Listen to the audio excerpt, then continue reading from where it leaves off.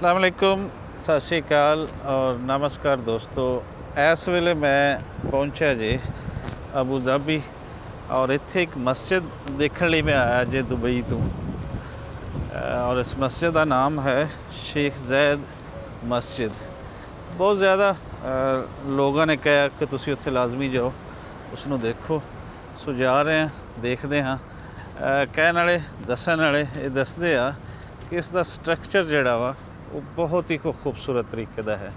सो इत्थों के व्यूज़ तुहानूं दिखा रहे हैं तो नेड़े जाके दा भी तुहानूं दिखाते हैं। मस्जिद के बाहर दे व्यूज़ दुबई वांगर इत्थे भी सफाई सुथराई बड़े सोहने इंतजाम, खासकर जी इत्थे पौधों की कटिंग है बहुत अच्छी।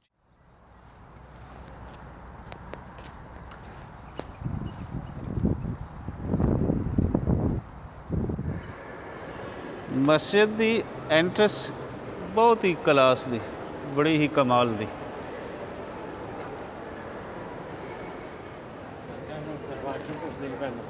हाँ आहो मस्जिद जाने लिए जिमें ही बेसमेंट के थल्ले आते हैं तो एक पूरी नवी दुनिया आबाद है, जो बंदा ऊपर सोच ही नहीं सकता। बेसमेंट के अंदर बड़ी खूबसूरत मार्केट जिथे ग्रोसरी तो लैके कपड़ा तो इत्र तो परफ्यूम तो ईच एंड एवरीथिंग इत्थे अवेलेबल हैं। इत्थे शॉप्स हैं।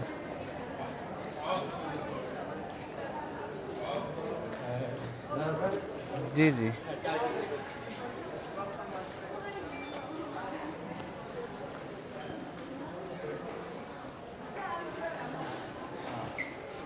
Discover UAE. बेसमेंट के अंदर अगर आइए तो डिस्कवर यूएई के नाम का एक तुसी हाल कह लो, एक शॉप कह लो, एक कल्चर हब कह लो। उसके अंदर काफ़ी सारी चीज़ां दिखाई गई हैं कि यूएई के अंदर तुसी की डिस्कवर कर सकते हो या की तुसी वेख सकते हो। सो यह है जी यूएई डिस्कवर के अंदर पुराना, चूँकि इत्थों का अजे भी कैमल दे नाल एक जुड़त रही है सदियों तो। सैरा दा तुसी कह लो कि जानवर है कैमल, तो वह स्ट्रक्चर इत्थे बनाया गया वा। ਉਹਦੇ ਨਾਲ फिर बाकी एक होर ਜਿਹੜੇ ਇੱਥੇ मैं नज़र आ रहे वा वो थल्ले दे अरेंजमेंट्स हैं, थल्ले बैठण दे और बड़े कलरफुल किस्म के तुसी कह सकते हो कि इत्थे अरेंजमेंट्स जोड़े आ सोफे आ और नाल तकिए आ, गाओ तकिए और नाल कालीन बड़ा खूबसूरत।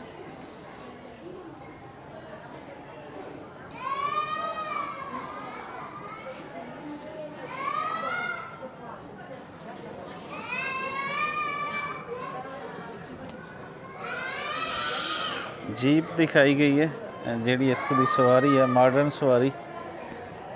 और थल्ले प्रॉपर उस दे रेत दिखाई गई कि सैरा दे अंदर जीप और रेत किंज दा मंजर पेश करती।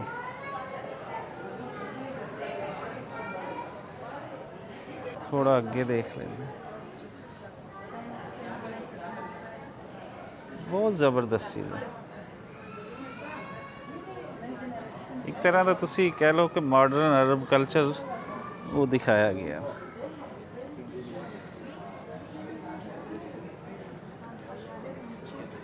बहुत खूबसूरत।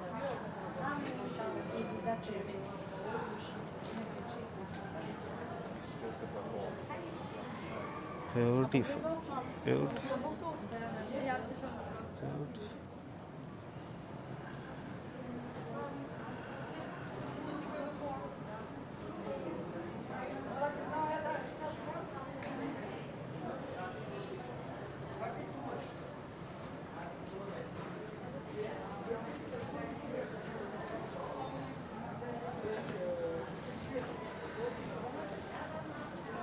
दुबई के अंदर भी जाइए या इत्थे असी अबू धाबी के अंदर आए तो यह कलरफुल लैंप्स जोड़े आ ये तुहानूं हर थां ते नज़र आउणगे।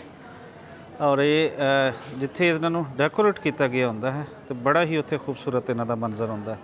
ਲਾਈਟਿੰਗ ਦਾ, ਬਾਕੀ ਚੀਜ਼ਾਂ ਦਾ, ਜਿਸ ਤਰ੍ਹਾਂ ਵੀ ਅਸੀਂ ਇਹਨਾਂ ਨੂੰ ਦੇਖੀਏ ਹਰ ਐਂਗਲ ਤੋਂ ਬੜਾ ਹੀ ਇੱਕ ਖੂਬਸੂਰਤ ਮੰਜ਼ਰ ਇਹ ਪੇਸ਼ ਕਰ ਰਿਹਾ ਹੁੰਦਾ। ਸੋ ਇੱਥੇ ਵੀ UAE ਨੂੰ ਡਿਸਕਵਰ ਜੇ ਤੁਸੀਂ ਕਰਨਾ ਹੈ, ਜਿਹੜੀਆਂ ਚੀਜ਼ਾਂ ਦਿਖਾਈਆਂ ਗਈਆਂ ਹਨ ਉਹਨਾਂ ਦੇ ਵਿੱਚ ਤੁਸੀਂ ਇਹ ਲੈਂਪਸ ਲਾਜ਼ਮੀ ਦੇਖੋਗੇ। ਅੱਗੇ ਫਿਰ ਅਸੀਂ ਆਉਂਦੇ ਹਾਂ ਤੇ ਕੁਝ ਮਗਜ਼ ਜਿਹੜੇ ਆ ਉਹ ਹਨ। ਇਹ ਉਹ ਨਮੂਨੇ ਹਨ ਜੋ UAE ਦੇ ਅੰਦਰ ਗੱਡੀਆਂ ਦੇ ਨੰਬਰ ਪਲੇਟਸ ਬਣਦੀਆਂ।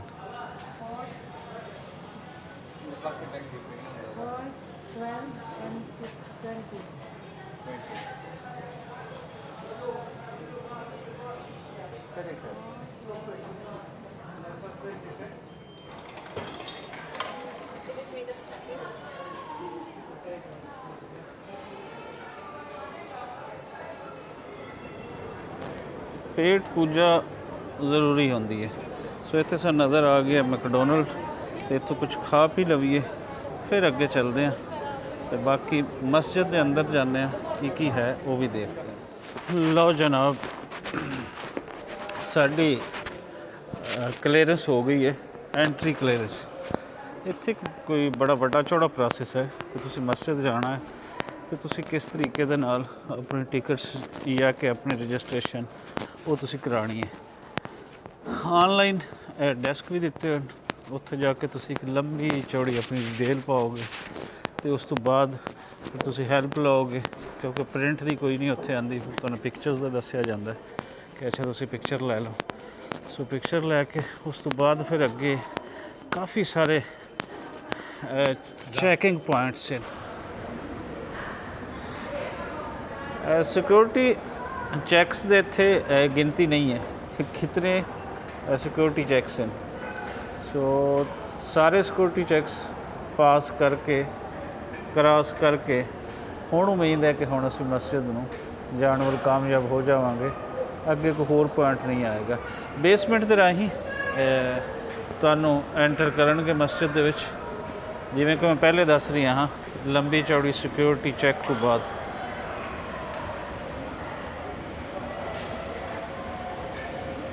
मिनी वैनस भी चल रही हैं इस ਜਿਹੜੇ सीनियर सिटीजन ਨੂੰ ਲਿਜਾਣ ਵਾਸਤੇ, और उस ਤੋਂ इलावा एस्केलेटर भी ਇੱਥੇ ਲੱਗੇ ਹੋਏ।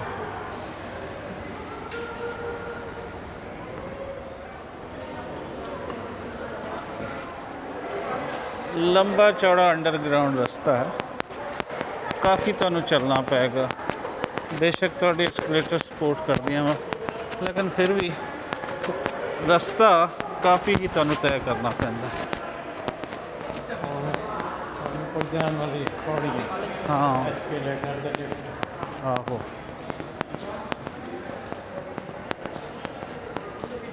उम्मीद की जा रही है कि हुण असीं करीब पहुँच चुके हैं।